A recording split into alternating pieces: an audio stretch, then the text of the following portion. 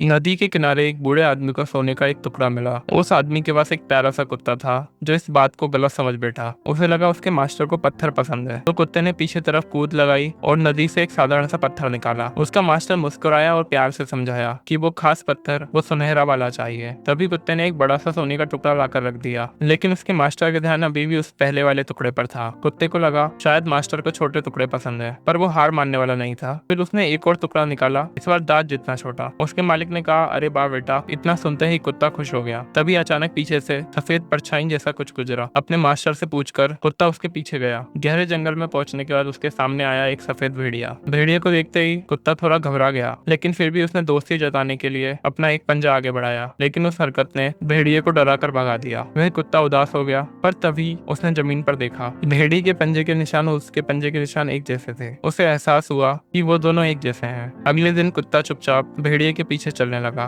भेड़िए का पीछा करते करते कुत्ता एक ऐसे स्थान पर पहुंचा जहां भेड़ियों का एक झुंड सुअर का शिकार कर रहा था। पर एक भेड़िया तेज बहाव में बहकर एक पेड़ पर जा फंसा। नीचे एक खाई थी और वक्त बहुत कम था और कोई कुछ नहीं कर पा रहा था। तभी वह कुत्ता तेजी से दौड़ पड़ा। उसने बड़ी चतुराई से अपनी पूरी ताकत से सूखा पेड़ उठा लिया और उस भेड़िए को बचा लिया। इस बार न सिर्फ उस सफेद भेड़िए ने बल्कि उस पूरे झुंड ने उसे अपना लिया। अब वह कुत्ता पूरी तरह उनका हिस्सा बन चुका था। वे साथ में शिकार करते, दौड़ते, लेकिन कुत्ता अपने मास्टर को नहीं भूला। हर शिकार के बाद वो कुत्ता अपने मास्टर के लिए लाता, पर मास्टर समझ चुका था कि कुत्ते की असली दुनिया यही है। इसलिए उसने एक दिन वापस लौटने का फैसला किया। जाते जाते वो सारा सोना नदी में फेंक आया, बस इतना सोना बचाया जिससे गुजारा चल सके। फिर उसने अपने कुत्ते को गले लगाकर आखिर बार कहा, यहीं रहो, ये तुम्हारा घर है। लेकिन उस रात एक लालची आदमी वहां आ गया जो सोने पर नजर गड़ाए हुए था। उसने उसके मास्टर को लूट लिया। हाथापाई में उसका मास्टर गोली लगने से घायल हो गया। तभी वो आदमी उसके मास्टर पर गन तानता है, लेकिन अगले ही पल वह कुत्ता बिजली की तरह उस पर छलांग मारता है और उसे धक्का देकर आग की लपटों में गिरा देता है। लकड़ी का घर जलता है और आदमी वहीं दब जाता है। लेकिन तब तक बूढ़ा आदमी जिंदगी के आखिरी किनारे पर था। कुत्ता उसे अपनी पीठ का सहारा देकर बस चुपचाप उसके साथ बैठा रहता है। कुछ दिनों के बाद वह कुत्ता भेड़ियों का सरदार बन जाता है, और हर बार जब भी वो उस जले हुए घर के पास से गुजरता, उसकी चाल धीमी पड़ जाती, क्योंकि उसे पता था उसका मास्टर अब कभी वापस नहीं आएगा।